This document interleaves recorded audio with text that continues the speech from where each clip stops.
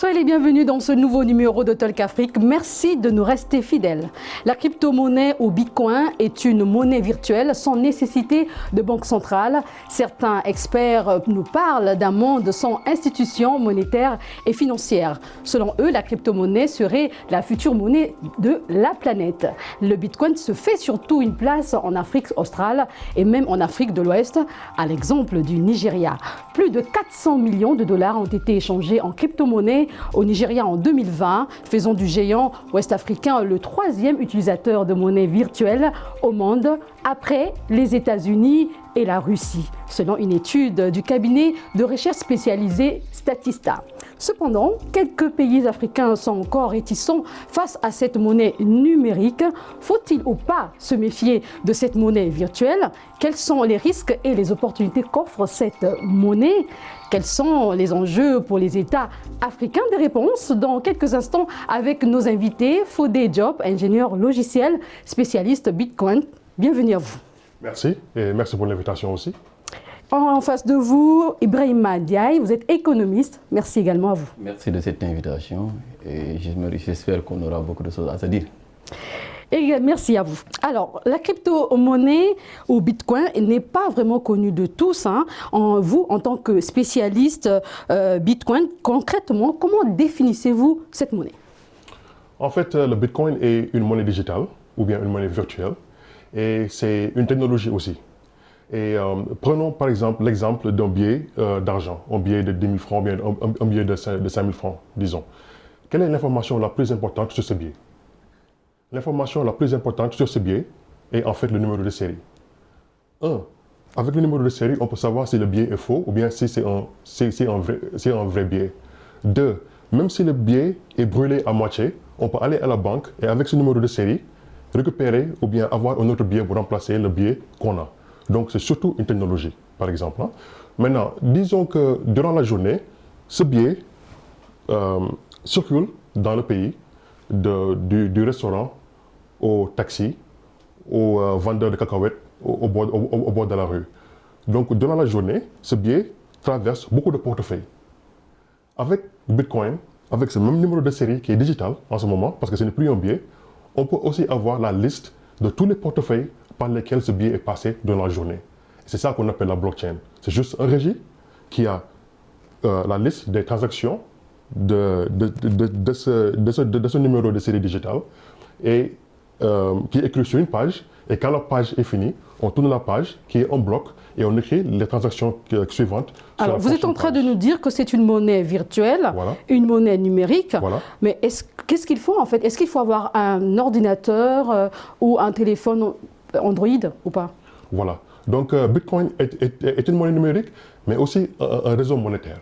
Mais pour participer sur ce réseau-là, il faut avoir un téléphone, un smartphone, un téléphone portable, un ordinateur pour accéder à une page web, ou bien avec une clé USB pour transférer la monnaie à quelqu'un, ou bien recevoir une monnaie. Et il faut aussi une connexion Internet, et surtout, il faut de l'électricité. Parce que si le téléphone ne marche pas, si l'ordinateur ne marche pas, on ne pourra pas accéder à cette monnaie. On l'a bien compris et depuis 2008, depuis la crise économique de 2008, cette crypto-monnaie a pris de l'ampleur. Elle connaît vraiment des périodes, je veux dire, variables, des saisons basses et hautes. Et je veux dire, là actuellement, pourquoi cette monnaie est volatile et quels sont les avantages de cette monnaie? Merci. En fait, de ces avantages de cette monnaie, il faut réellement savoir qu'à un certain moment, même la population donnée n'avait pas confiance réellement à ce qu'on appelle nos monnaies locales là. Si vous prenez le cas de l'Afrique, quasiment la plupart de nos monnaies, c'est des monnaies plus ou moins qui sont garanties par l'extérieur. Et de plus en plus, les gens sont réticents. De plus en plus, vous entendez que les gens parlent, il faudra une monnaie locale parce qu'il faut avoir une souveraineté. La monnaie est liée à la souveraineté même d'un État en tant que tel. Donc c'est pour cela que ces types de monnaies, comme il a eu à le définir, on les considère comme étant des monnaies décentralisées, des monnaies qui n'ont pas une autorité centrale, c'est-à-dire des monnaies définies qui sont tout simplement définies par une communauté de personnes ou bien une communauté d'échange de pair à pair qui acceptent des termes de l'échange, d'échanger un certain type de monnaie. Donc l'avantage réel par rapport à ces types de monnaies, c'est que les transactions peuvent être moins coûteuses.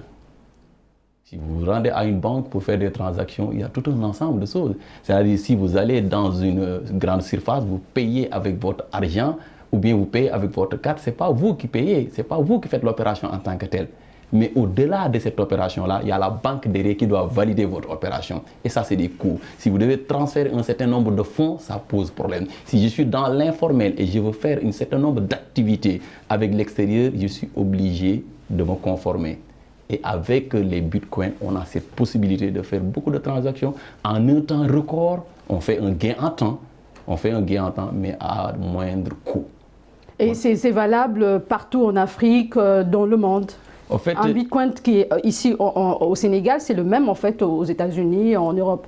C'est pour cela l'une des caractéristiques de ces crypto-monnaies-là, c'est ce qu'on appelle, elles sont globales. Il n'y a pas de frontières, il n'y a pas de possibilité de censure. Il suffit juste qu'on soit d'accord, qu'on donne de la confiance à ce type de crypto-monnaie et automatiquement on pourra faire ces transactions d'ici au Bangladesh, d'ici à...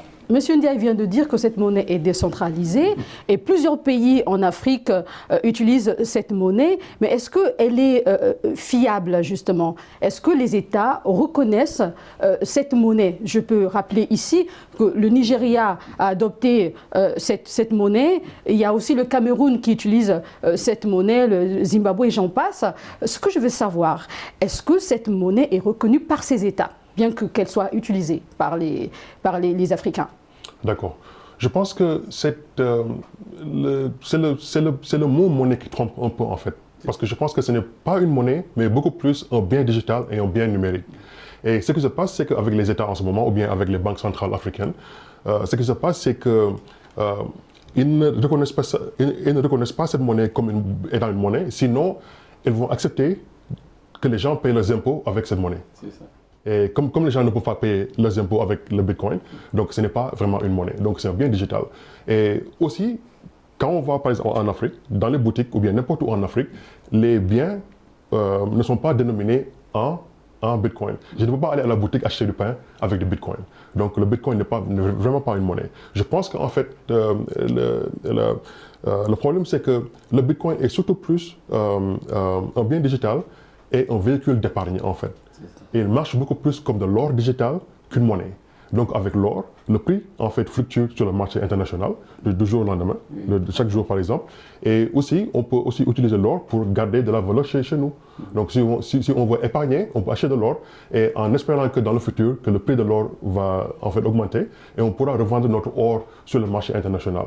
Mais avec le Bitcoin, ce qui se passe, c'est que c'est beaucoup plus portable que de l'or. Je ne peux pas en fait voyager, aller d'ici en France et amener mon monnaie d'or avec moi sur l'avion en fait. De un, je vais me faire taxer et de deux, ce n'est pas vraiment pratique parce que aussi je peux me faire en fait attaquer et quelqu'un peut prendre mes biens par exemple d'or. Mais avec le Bitcoin, je peux transférer le Bitcoin n'importe où dans le monde. N'importe où dans le monde en 10 minutes ou moins. Ça veut dire que ce n'est pas encore reconnu en Afrique même. Je peux parler du Nigeria. Voilà. La banque centrale du Nigeria a demandé aux banques de fermer les comptes utilisant les crypto-monnaies. Oui. Justement, je suis avec vous, monsieur Ndiaye. Et le Nigeria est le leader africain actuellement. Et il occupe la 3e place mondiale après les États-Unis et la Russie. Qu'est-ce qui explique cela? Puisque ce n'est pas adopté actuellement, ce n'est pas reconnu, mais le Nigeria occupe quand même la 1re place en Afrique. Comment l'expliquer? Oui, c'est ça qui est paradoxal en tant que tel. En fait, c'est ça qui est paradoxal. On ne reconnaît, il demande de fermer, à ce qu'on ferme les comptes, c'est-à-dire on ne peut pas ouvrir et faire des transactions avec des bitcoins, mais au même moment, on encourage à la limite parce qu'on est 3e mondial, c'est plus de 400 millions de bitcoins qui circulent. Ça c'est un paradoxe. Maintenant, moi, ce que je dis par rapport à cela, c'est une réalité qui est là, qui est en face de nous. La monnaie de l'avenir ou bien les actifs de l'avenir, c'est les actifs numériques. Quel que soit, on est appelé à utiliser ce coin-là. Et tantôt, M.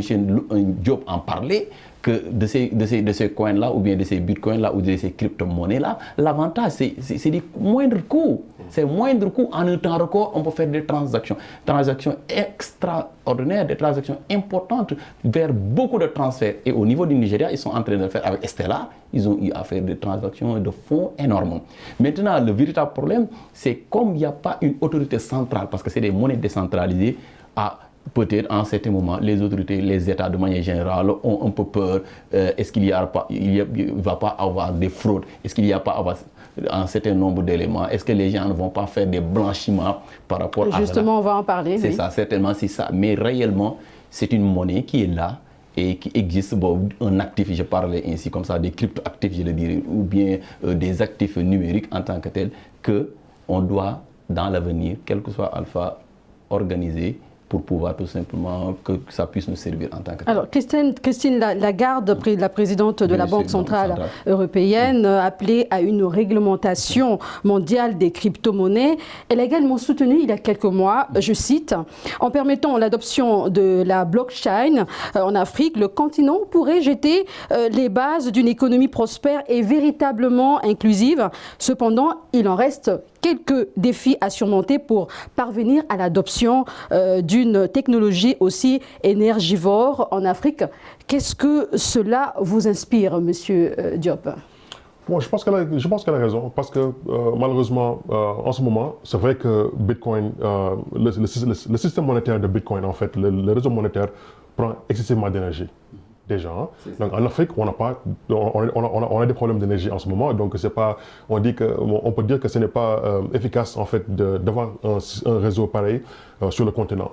Mais je pense que ce qui se passe, c'est que il faut voir en fait le Bitcoin comme une disruption de technologie qui est absolument énorme, parce que elle va permettre à des gens qui n'ont jamais participé au système bancaire de participer au système bancaire en fait. Parce que pour les banques, en fait, ce n'est pas, comment dire, excusez-moi, des fois j'ai des problèmes pour trouver mes mots en français, mais pour les banques, en fait, ça n'a pas de sens d'aller ouvrir une succursale dans un village, par exemple, hein, parce que ce n'est pas rentable en fait. Oui, donc pour le paysan, d'ouvrir un compte bancaire... Surtout qu'il y a un problème d'électricité dans certaines zones en Afrique. Exactement, hein. Exactement. Oui. Donc comment est-ce qu'on va faire en fait pour que ces gens-là qui sont dans les villages puissent participer à l'économie économique mondiale en fait? Donc il faut quelque chose de très distribué, et pour moi ça va sûrement se passer avec le téléphone mobile et avec la blockchain. Donc pour moi la banque du futur va être un téléphone mobile qui est directement connecté à la blockchain et qui permettra à n'importe quelle personne dans le monde, n'importe où, de participer au système économique mondial. Alors, je voudrais que vous donniez quand même, dites-nous, quelle est la différence entre la blockchain et le Bitcoin? Quelle est la différence entre les deux? Voilà, donc le Bitcoin, en fait, est une application de la blockchain. Et malheureusement, on parle d'argent, de monnaie, de portefeuille, et des fois, je pense que ça confond un peu les gens, ça les dérange un peu. Mais ce qui se passe, donc, c'est que votre monnaie virtuelle est sur la blockchain.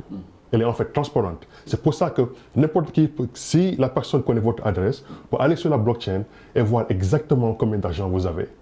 Et sur votre portefeuille, l'argent n'est pas dans votre portefeuille digital, et c'est sur la blockchain, et dans votre portefeuille digital, il y a surtout vos clés privées qui vous permettent en fait de décrocher l'argent. C'est un risque énorme, et on va parler des risques tout à l'heure. Voilà. Et vous avez également abordé le sujet tout à l'heure, c'était un point sur l'accès à l'électricité qui est un peu difficile dans certaines zones africaines. Et Monsieur Ndiaye, l'Afrique est-elle prête pour cette transition vers une monnaie, crypto-monnaie, j'allais dire, en fait, vers une économie de crypto-monnaie? Bien sûr.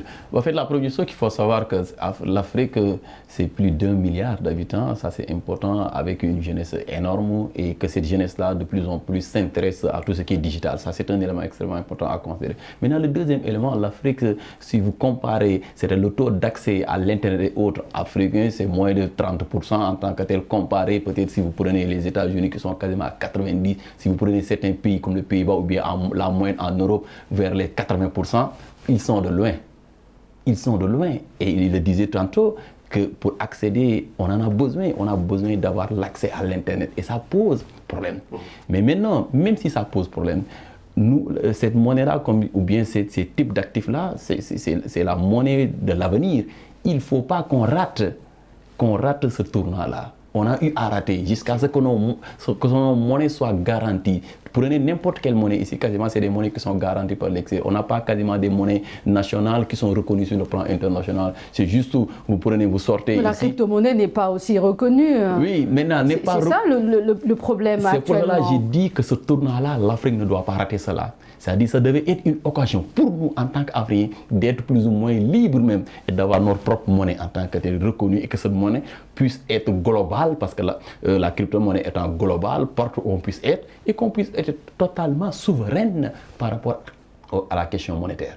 Alors, est-ce que vous partagez son avis, monsieur Diop? Il parle justement d'une monnaie unique. On sait que l'Afrique envisage une monnaie unique, en l'occurrence l'éco. Vous partagez son avis? C'est une solution alternative?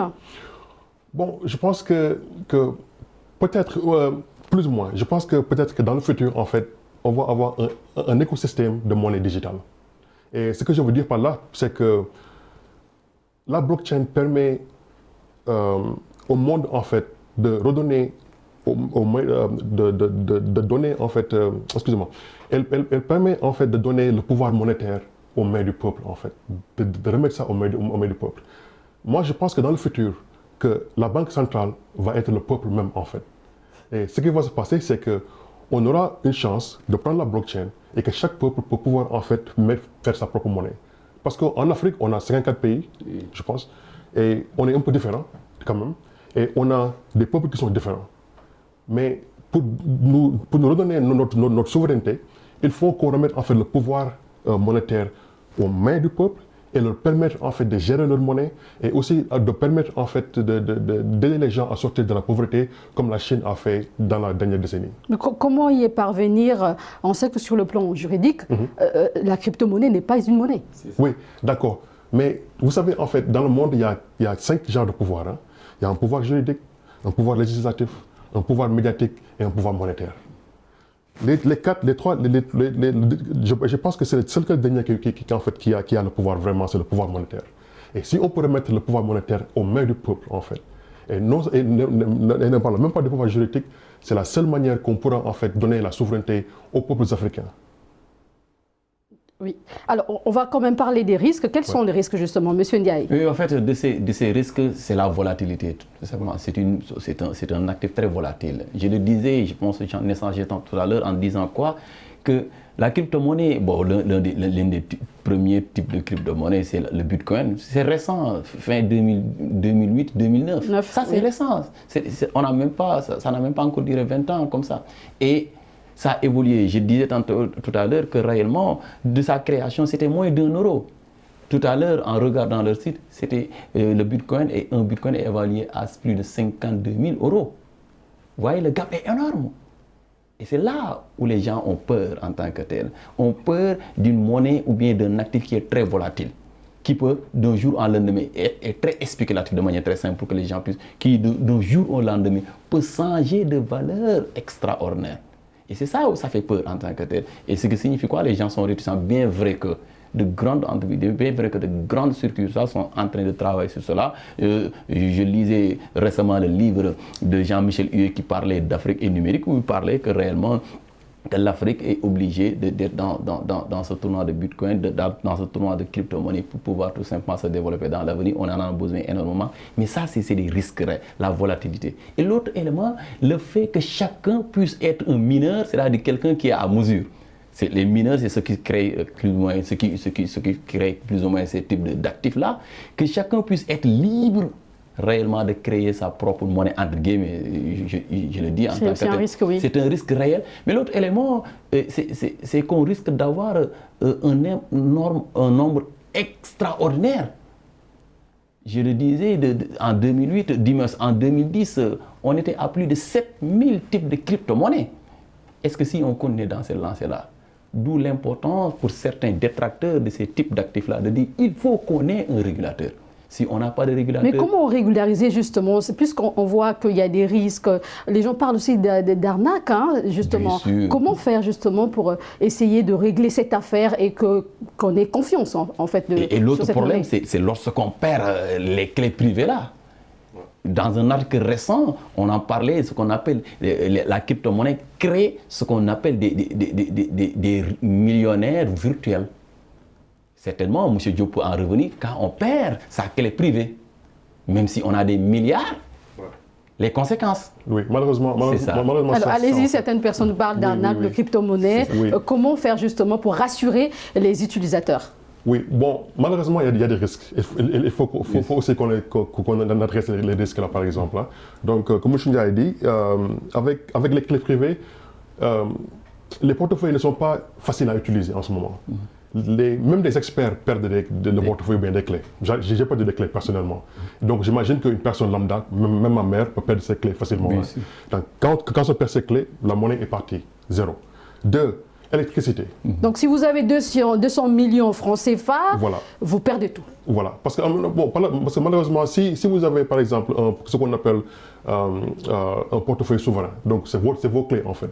Donc ce n'est pas géré par la banque, ce n'est pas géré par n'importe qui, mais par vous par exemple. Hein. Donc c'est à vous de sauvegarder vos clés en fait. C'est à vous de sauvegarder votre or qui est dans l'armoire ou bien du genre, hein, ou bien sous le matelas par exemple. Hein. Mais on a aussi d'autres problèmes aussi. Disons que la personne meurt. J'ai 100 millions de bitcoins dans mon portefeuille et je meurs aujourd'hui. Personne dans ma famille sait en fait où sont mes clés, où est mon portefeuille en fait. Hein. Si c'est de l'argent cash, peut-être que c'est sous le matelas quelque part, on peut aller retrouver l'argent du genre. Hein. 3. Malheureusement aussi en Afrique, il faut qu'on se dise la vérité, on a des problèmes un peu de corruption par exemple. Hein. Donc c'est facile avec les crypto-monnaies de voir des fuites de devises en fait. Aussi. Est-ce que c'est ça qui justifie un peu la méfiance de certaines personnes? Voilà, c'est possible. Hein. Comme je disais avant, c'est facile en fait d'envoyer une très grande somme pour un tout petit coup quelque part d'autre dans le monde en moins de 2 minutes par exemple. Ça pose problème. Alors, on va parler du Sénégal. La crypto-monnaie sera utilisée dans la nouvelle ville d'Econ City. Qu'en sera-t-il de la conformité de cette monnaie numérique avec la législation sénégalaise, Monsieur Ndiaye? Certainement, au fait, lorsque Econ en parle, les gens crient partout. Il va créer une nouvelle monnaie. Non, c'est pour cela, lui, quand il parlait, c'est juste un actif où on tombe, ou un bien plus ou moins, on tombe d'accord d'échanger. Vous rappelez-vous, je donne juste un exemple, dans tout simplement notre histoire en Afrique, la notion de troc existait. Où j'avais la possibilité d'avoir un bien donné et que je pouvais échanger avec votre bien, qu'on tombe d'accord sur ce bien-là. Maintenant, Econ City, c'est une communauté de personnes qui sont tombées d'accord par rapport à échanger des biens, à échanger des services par l'intermédiaire, tout simplement, d'un cryptoactif ou bien par l'intermédiaire d'une monnaie plus ou moins virtuelle. S'ils tombent d'accord, c'est ça réellement l'avantage. C'est juste la confiance qui est la base de ces échanges-là. Dans Econ City, certainement, on peut y aller avec ces coins et acheter du pain. Actuellement, ce n'est pas possible dans notre société, dans notre économie, mais certainement dans Econ City, comme il est d'accord à créer ces coins-là et que les gens soient tombés d'accord, on pourra échanger, on pourra acheter un smartphone avec ça, on pourra faire un certain nombre de services.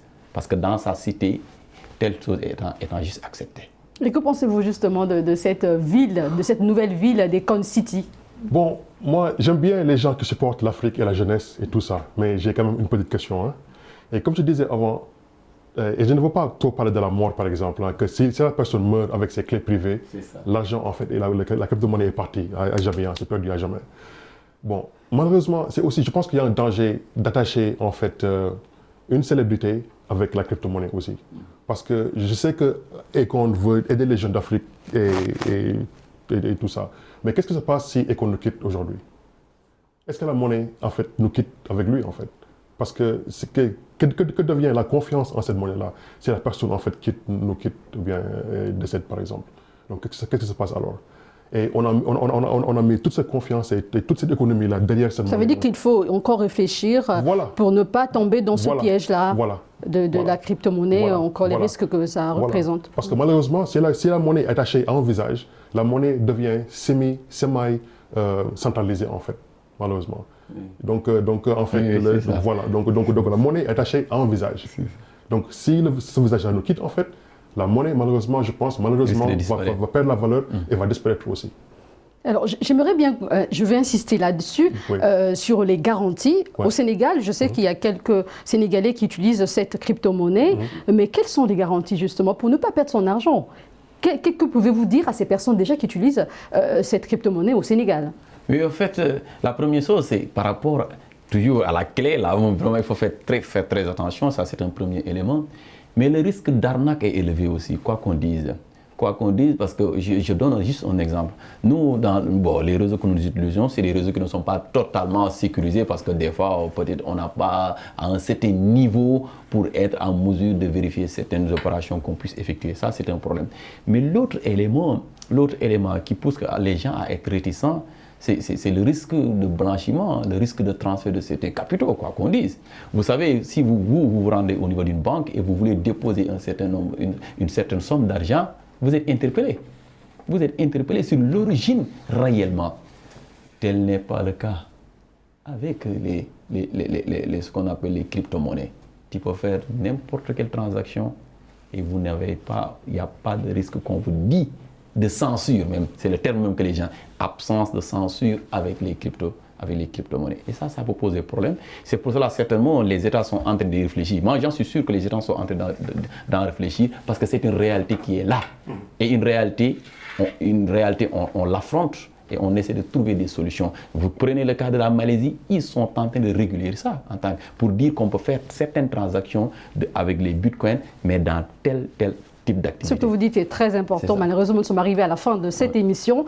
C'était un plaisir de vous recevoir sur ce plateau. Fodé Diop, vous êtes ingénieur logiciel, spécialiste Bitcoin. Merci d'avoir accepté notre invitation. Merci de m'avoir reçu. Également, Ibrahima Ndiaye, vous êtes économiste. Merci à vous. C'est un plaisir et ça a été un réel plaisir. Et certainement, on aura d'autres occasions certainement pour échanger davantage sur ce qu'on appelle cette monnaie du futur. Merci encore. C'est un plaisir. Merci à vous d'avoir suivi cette émission. On se donne rendez-vous très bientôt.